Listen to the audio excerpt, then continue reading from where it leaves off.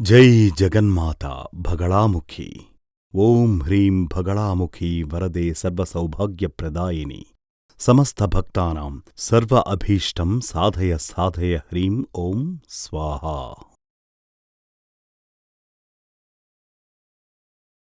2 రోజుల క్రితం ఒక వీడియోలో నేను చెప్పున్నాను,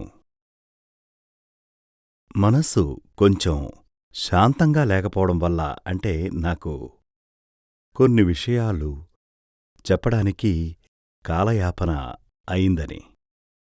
అలానే చెప్పాను. కాని ఇప్పుడు మనస్సు ఓకే, చాలా సూపర్ శాంతంగా ఉందని చెప్పలేకపోయినా, అలా ఉన్నప్పటికీ నా మనసులోని విషయాలన్నీ మీకు చెప్పడం వల్ల కొంచెం శాంతంగా ఉందని చెప్పవచ్చు. అందుకే కొత్తగా ఒక వీడియో చేయడానికి నేను మా అబ్బాయిలకి చెప్పాను. వాళ్ళు కెమెరా సెట్ చేశారు. నేను కూడా ఇప్పుడు వచ్చాను. ఇక్కడ సూర్యమంగళంలో ఒక కార్యక్రమం ప్రారంభించాం. కొంచెం ముందే మనం చేస్తూ ఉన్నాం. ఒక క్లాసు జరిగేది అమావాస్య రోజున. ఆ తరువాత మధ్యలో నేను బిజీగా ఉండడం వల్ల ఆ క్లాసు తీసుకోలేదు. ఆ క్లాసు పేరు సనాతన ధర్మం మాసట హిందూత్వం అని. సనాతన ధర్మం అంటే ఏమిటో చాలామంది 90% హిందువులకి తెలియదు. చాలామంది తప్పుగా అర్థం చేసుకున్నారు. అసలు నిజమైన సనాతన ధర్మం అంటే ఏంటి? మొదట మనం తెలుసుకోవాలి. కాని అది తెలియాలి అంటే మరికాస్త కొంచెం వెనక్కి వెళ్ళి మరికొన్ని విషయాలు తెలుసుకోవాలి. అంటే మనం మొదటినుంచి మొదలుపెట్టాలి. మొదటినుంచి మొదలుపెట్టాలి అంటే లోకం మొదలైనప్పటి నుండి, అంటే లోకం యొక్క మొదలు నుంచి మొదలుపెట్టాలి. అంటే సృష్టి ఎలా జరిగిందో ఆ కాలానికి వెళ్ళి మనం చూడగలగాలి. సృష్టి 2 సార్లు జరిగింది. ఇలా చెప్తే మీకు అర్థం కాదు గాని మనం నేరుగా ఆ మ్యాటర్లోకి వెళ్దాం. మీకు అర్థం కావాలని నా మనసులోని సంకల్పం ప్రకారం, అంటే వేదశాస్త్రాల ప్రకారం మీకు అర్థం కావడానికి ఒక వీడియో తయారుచేశాను. అది కూడా మీకు చూపిస్తూ నేను మీకు వివరణ ఇస్తాను. అది మీకు ఎంతవరకు నచ్చుతుందో తెలియదుగాని, ఏమీ తెలియని చిన్నపిల్లలకి నర్సరీ స్కూల్లో పాఠాలు చెప్పినట్లుగా చిత్రాలు చూపిస్తారు కదా, అలా పిక్చర్స్ చూపిస్తూ వివరిస్తాను. అలాగే మేమంతా హిందువులము అని చెప్పుకునే 90% మందిక్కూడా అసలు హిందూత్వమంటే ఏమిటో తెలియదు. నువ్వు హిందువా అని అడిగితే నేను హిందువు, కాని హిందూ అంటే అర్థం ఏమిటంటే తెలియదు. ఇక నేను కూడా ఇప్పుడు అదే విషయంలోకి వస్తున్నానన్నమాట. అదే మాసట హిందూత్వం అంటే పొల్యూషన్ అనేది లేనటువంటి ప్యూర్ హిందూయిజం. అంటే మూఢనమ్మకాలు లేని హిందూయిజం అన్నమాట. అక్కడికే మనం వెళ్ళబోతున్నాం. ప్రపంచంలో 4,000కు పైగా మతాలు ఉన్నాయి. ఈ 4,000కు పైగా మతాలు ఈ సమస్త ప్రపంచము మొదలై ఆఖరికి ఈ కలియుగంలోనే ఏర్పడ్డాయి. 4వ యుగంలో. నిజానికి హిందూ మతమంటే ఒక మతం కాదు, అది ఒక కల్చర్, మానవుడి కల్చర్. దాని ఆరంభం అనేది ఎలా జరిగిందో మనం చూద్దాం. ఇక ఇక్కడ చూడండి, ఇదంతా చీకటి కదా. ఇందులో ఏదైనా కనిపిస్తోందా? ఏమీ లేదు, అంతా అంధకారంలో ఉంది. మీకు ఇంకా బాగా అర్థం కావాలని మీరు కొంచెం సంకల్పం చేసుకోండి. థింక్ చేసి చూడండి. ఒక రూమ్, ఆ రూములో మిడ్ నైట్ లైట్ అంటూ ఏమీ లేదు, మొత్తం అంధకారం. ఒకవేళ మీరు కళ్ళు మూసుకుంటే, అంటే కళ్ళు మూసుకున్నా కూడా కొంచెం వెలుతురుగానే ఉంటుంది. కాని ఇది అచ్చంగా గాఢాంధకారం అన్నమాట. కటిక చీకటి వ్యాపించి ఉంది. ఎగ్జాంపుల్ ఇదే విధంగా చూడండి. ఏమీ లేదు కదా ఇక్కడ. అంతా శూన్యం. ఈ ప్రపంచం అంతా ఇలాగే ఉండేది. అలా ఒకటే చీకటిగా ఉంది. ఆ చిమ్మ చీకట్లోనుంచి ఒక వాయిస్ వినిపించింది. ఆ శబ్దమేమిటో తెలుసా?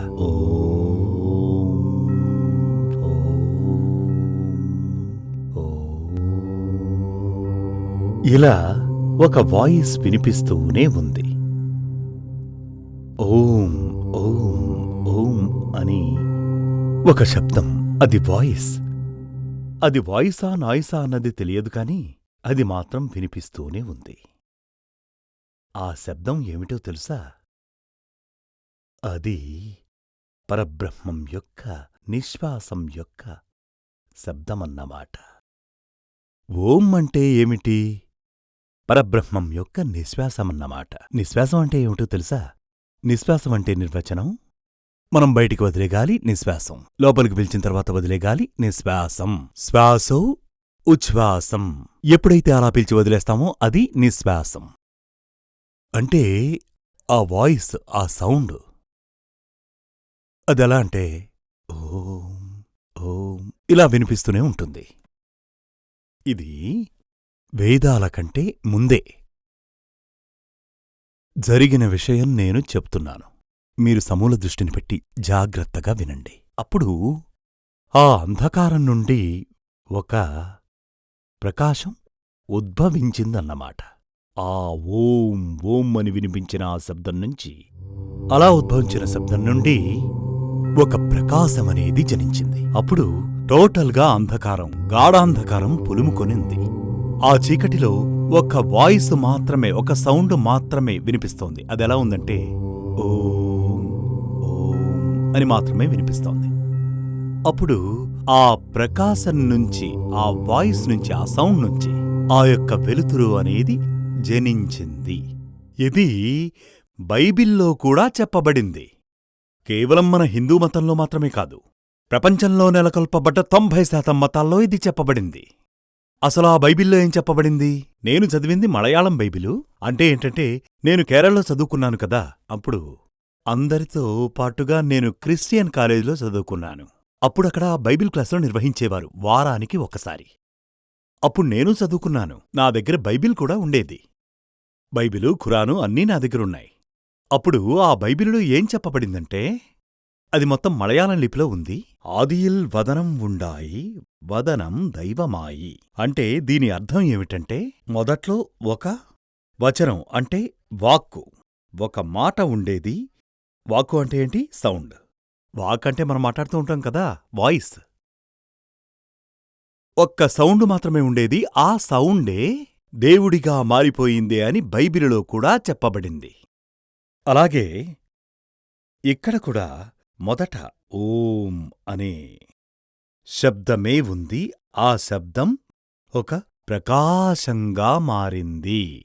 అదే ఇది. ఆ తరువాత ఆ ప్రకాశం అది ఓంకార రూపంలో అది రూపాంతరం చెంది అక్షర రూపంగా మారింది.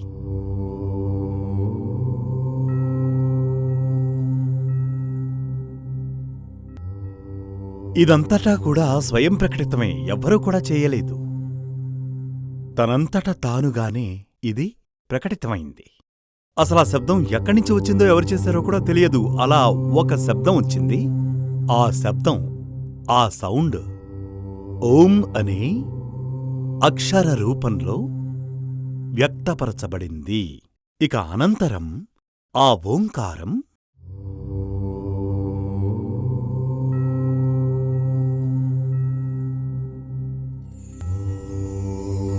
ఆ ఓంకార శబ్దం ఒక స్త్రీ రూపంలో ప్రత్యక్షమైంది. మొదటగా ఓం అనే శబ్దం, ఆ తరువాత అది ఓం అనే లెటర్ రూపంలో వచ్చింది. ఆ తరువాత ఆ ఓంకారం ఒక స్త్రీ రూపంలో ప్రత్యక్షమైంది.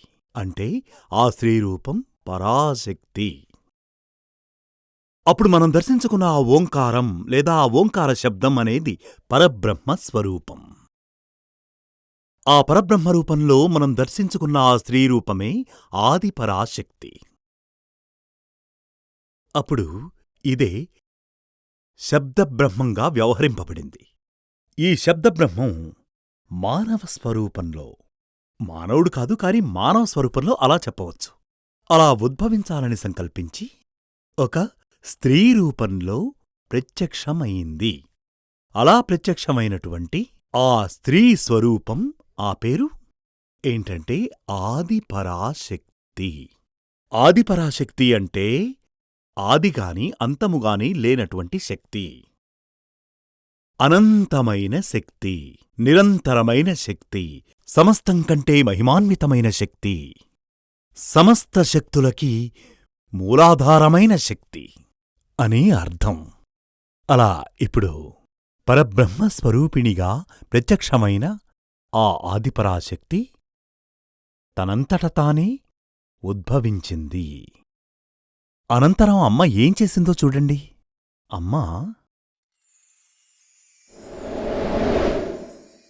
బ్రహ్మ అమ్మ హస్తములలోంచి ఉద్భవించాడు. బ్రహ్మ ఇక్కడ చూడండి, అమ్మ యొక్క చేతుల నుండే ఉద్భవిస్తున్నారు బ్రహ్మ. ఆ తరువాత విష్ణువు,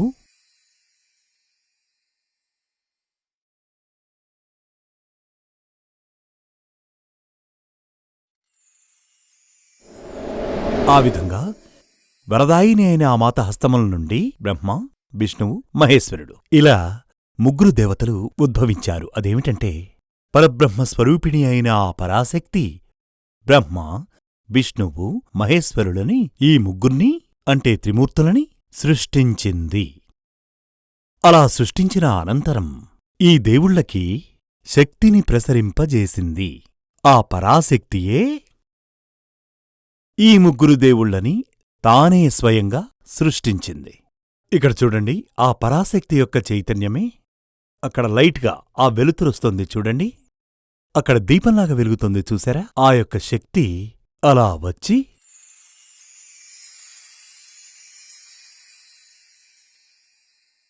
సరస్వతీదేవి రూపంలో బ్రహ్మదేవునికి, మరలా లక్ష్మీదేవి రూపంలో విష్ణుమూర్తికి,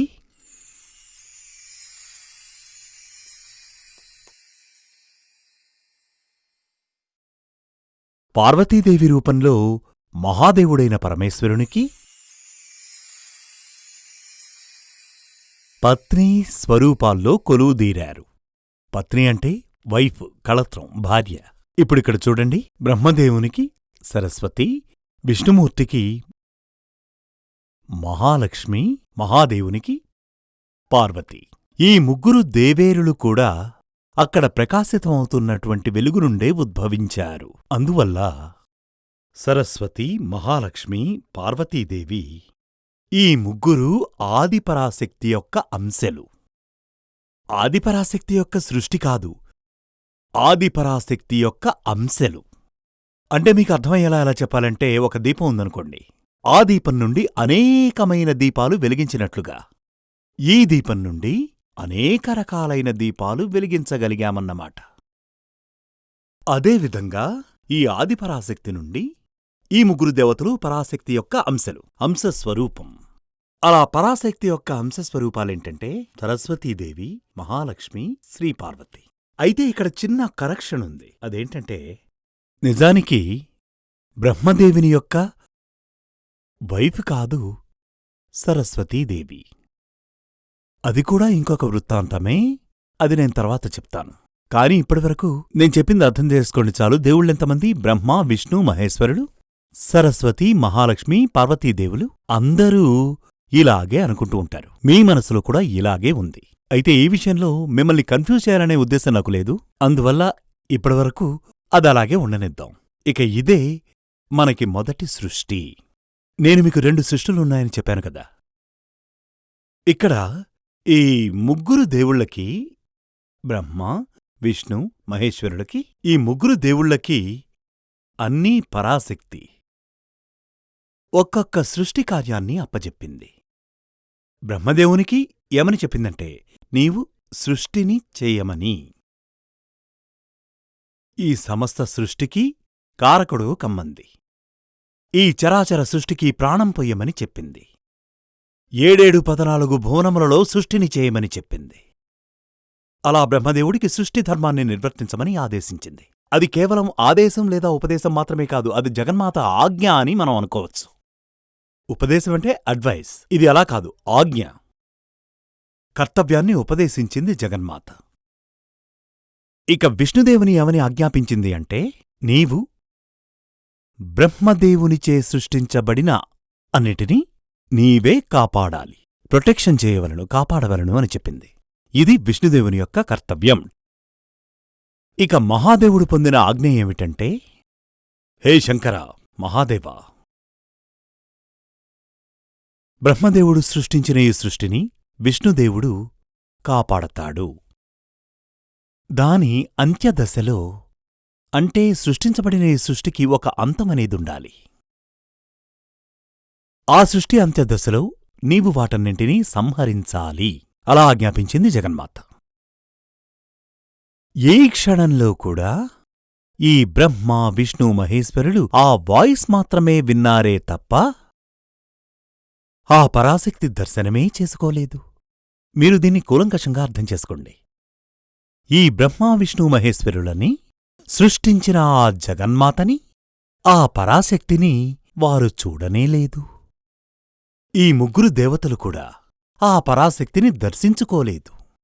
వారు ఆ యొక్క శబ్దం అంటే వాయిస్ అంటే సాక్షాత్తు అది అశరీరవాణి. ఆ అశరీరవాణిని మాత్రమే వీరు విన్నారు. ఇప్పుడు సరస్వతీదేవి బ్రహ్మ పక్కన లేకపోతే, సరస్వతీదేవి కాదు, మొదట్లో మనం చెప్పుకున్నట్లుగా సావిత్రీదేవి. ఆ చరిత్ర ఏమిటో తర్వాత చెప్తాను. సరస్వతీదేవి కాదు, సావిత్రీదేవి. ఇక ఆ తరువాత సరస్వతీదేవి అవతరించింది. ఓకే, మనం ఇప్పుడు సరస్వతీదేవినే థింక్ చేసుకోవచ్చు. సో బ్రహ్మ విష్ణు మహేశ్వరులు టార్చ్లాగా, టార్చ్ మాదిరి. టార్చ్ అంటే మీకు తెలుసు కదా, టార్చ్ లైట్లో బ్యాటరీ వేస్తేనే, ఆ తర్వాత స్విచ్ నొక్కితేనే వెలుగుతుంది కదా టార్చ్. సో ఇప్పుడు బ్రహ్మ విష్ణు మహేశ్వరులు చేసేదంతా టార్చ్ లాంటిదన్నమాట. అలాగే సరస్వతి, మహాలక్ష్మి, పార్వతీ అమ్మవార్లు ఆ టార్చిలో పనిచేసే బ్యాటరీ లాంటివాళ్లు. అర్థమైంది కదా? అదేమిటంటే, టార్చ్ అనేది వెలుగుతూ ప్రకాశించాలంటే బ్యాటరీలు అవసరం, లేదంటే వెలగదు. బ్యాటరీ టార్చిలో లేనప్పుడు లైటు వెలుగుతుందా? వెలగదు. కాబట్టి బ్యాటరీ ప్లస్ టార్చ్ ఈ రెండు కలిస్తేనే వెలుగుతుంది. ఇక అదేవిధంగా బ్రహ్మదేవుడు కార్యోన్ముఖుడై ఉండాలి అంటే సరస్వతీదేవి యొక్క శక్తి జోడించబడాలి. ఇక విష్ణుదేవుడికి ఆజ్ఞాపించబడిన కర్తవ్యం నిర్వహించాలి అంటే లక్ష్మీదేవి సహితుడై ఉండాలి. అలాగే మహాదేవుడు లయకార్యం చెయ్యాలి అంటే పార్వతీదేవి సమేతుడై ఉండాలి. కాని మహాదేవుడు ఏం చేశాడు అంటే, ఈ సృష్టి తరువాత మహాదేవుడు ఎవ్వరినీ సంహరించట్లేదు. ఆయన కరుణామూర్తిగా విలసిల్లుతున్నాడు. మహాదేవుడు తనకిచ్చిన విధిని, విధి అంటే కర్తవ్యం, విధి అంటే కార్యం, విధి అంటే ధర్మం, దానిని యమధర్ముడికి పురమాయించాడు. నాకిచ్చిన పని నువ్వు చెయ్యి అని. ఇక విష్ణుమూర్తి ఏం చేశాడో తెలుసా? ఈ సమస్త లోకాన్ని కాపాడవలసిన పనిని లోకపాలకుడుగా వ్యవహరింపబడే దేవేంద్రునికి అప్పగించాడు. కాని బ్రహ్మదేవుడు తనకివ్వబడిన కర్తవ్యం మొత్తం పూర్తి చేసుకున్న తరువాత రెస్ట్ తీసుకున్నాడు. ఆ కారణంచేతనే ఈ భూలోకంలో బ్రహ్మదేవునికి క్షేత్రము లేదు. అయితే ఈ బ్రహ్మదేవుడు సృష్టిని ఒకేసారి సృష్టిస్తాడు గాని అస్తమానం అదే పనిగా సృష్టిస్తూ కూర్చోడు. ఒక్కసారి ఆ బ్రహ్మదేవుడు ఈ సృష్టిని సృష్టించిన అనంతరం ఈ పునఃసృష్టి అంటే మళ్లీ మళ్లీ సృష్టించడం, ఆ బాధ్యత తాను సృష్టించిన జీవరాశులకే అప్పజెప్పాడు.